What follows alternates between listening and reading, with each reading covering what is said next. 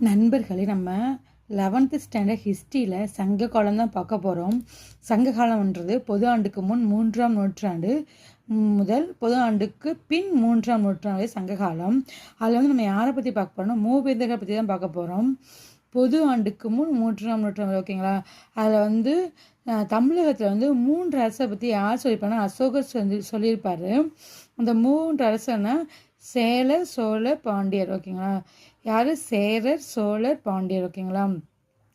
இந்த பாருங்க, அசோகர் கல்வெட்டில் அசோகர் கல்வெட்டுகளில் மேற்சொல்லப்பட்ட மூவேந்தர்களோடு இடம்பெற்றுள்ள சத்திரபுத்திரர், அதாவது சத்திரபுத்திரன் அதியமான் என்பது சங்க பாடல் இடம்பெறும் வேலியிலே குறிப்பாக உள்ளது. சோழர் தமிழகத்தின் மத்திய வட பகுதிகளை தங்கள் கட்டுப்பாட்டில் கீழ் கொண்டிருந்தன. நண்பர்களே, சோழர்கள் வந்து காவிரி ஆற்றின் கழிமுக பகுதியும் இதுவே பின்னர் சோழ மண்டலம் என்று அழைக்கப்பட்டது. அவர்களின் தலைநகர் உறையூர் ஆகும். உறையூர் எங்க இருக்குன்னா திருச்சிராப்பள்ளி நகரத்துக்கு அருகே அமைந்துள்ளது. மேலும் புகார் அல்லது காவேரி பூமட்டம் அவனுடைய துறைமுகம் ஆகும். சோழர் சின்னம் வந்து புலி ஆகும். காவிரி பூம்பட்டு இந்து கடலிலிருந்து வந்து நிறைய பேர் வணிகம் செஞ்சுருக்காங்க. அப்போ ஆட்சி செய்யாருன்னா கரிகாலன், ஓகேங்களா? கரிகாலர் வந்து ஆட்சி செஞ்ச சொன்னது யாருன்னா கடியலூர் உருத்திர கண்ணனார். கடியலூர் உருத்திர கண்ணனார் என்ன பாடல் பாடினா பட்டினப்பாலை பாடியிருப்பார்.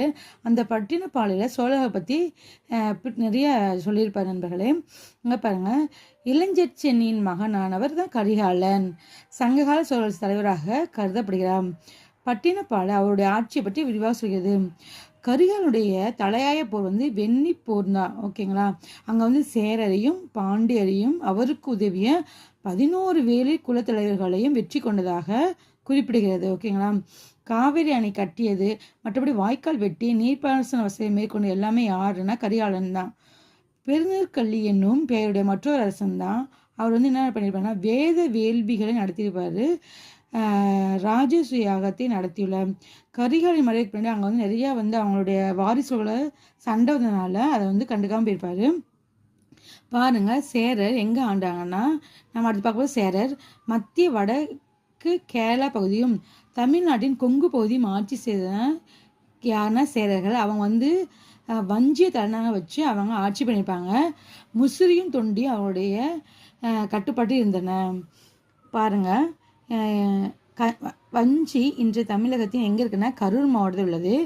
கேரளத்தில் உள்ள திருவஞ்சைக்களம் என்று ஊரும் வஞ்சின்னு சொல்கிறாங்க. சேர அரசு குடும்பத்தில் 2 வகையாக இருந்தாங்க. ஒன்று வந்து பொறையூர், இன்னொன்று வந்து கிளைன